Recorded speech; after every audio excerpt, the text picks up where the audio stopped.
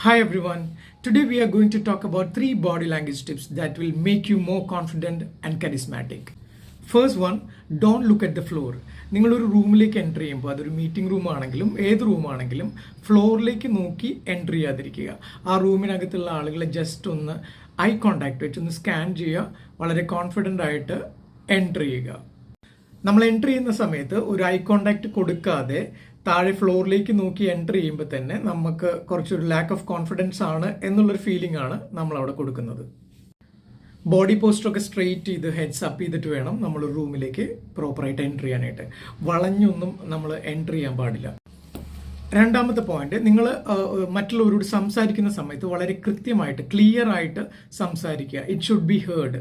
അതായത് നിങ്ങൾ സംസാരിക്കുന്ന സമയത്ത് വളരെ പതിയെ സംസാരിക്കുന്നതും വളരെ ബോഡി ലാംഗ്വേജ് ക്ലോസ് ചെയ്ത് സംസാരിക്കുന്നതും എല്ലാം നിങ്ങളുടെ കോൺഫിഡൻസിനെയും നിങ്ങൾ പറയുന്ന കാര്യത്തിനെയും എഫക്ട് ചെയ്യും. സോ വളരെ കൃത്യമായിട്ട് ക്ലിയർ ആയിട്ട് മറ്റൊരാൾക്ക് കേൾക്കുന്ന രീതിയിൽ വേണം അത് സംസാരിക്കാനായിട്ട്. എങ്കിൽ മാത്രമാണ് ബാക്കിയുള്ളവർ നിങ്ങളെ ലിസൺ ചെയ്യുള്ളൂ.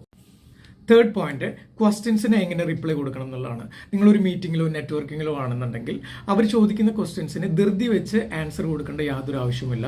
ജസ്റ്റ് ഗിവ് ഒരു 2-3 സെക്കൻഡ് പോസ് കൊടുക്കുക. നിങ്ങളൊന്ന് തിങ്ക് ചെയ്യുക.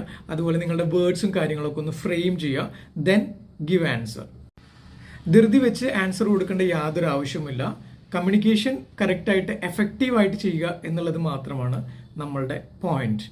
അപ്പോൾ അങ്ങനെ കമ്മ്യൂണിക്കേറ്റ് ചെയ്യാനായിട്ടുള്ള ഈ ഒരു 3 പോയിന്റ് നിങ്ങൾക്ക് ഹെൽപ്ഫുൾ ആണെങ്കിൽ ലൈക്ക് ചെയ്യുക, സബ്സ്ക്രൈബ് ചെയ്യുക. അപ്പോൾ ഇതെന്തായാലും ഒന്ന് സേവ് ചെയ്ത് വെച്ചോളൂ. നിങ്ങളുടെ ഫ്രണ്ട്സിനൊന്ന് ഷെയർ ചെയ്ത് കൊടുത്തോളൂ. Thank you. ബൈ.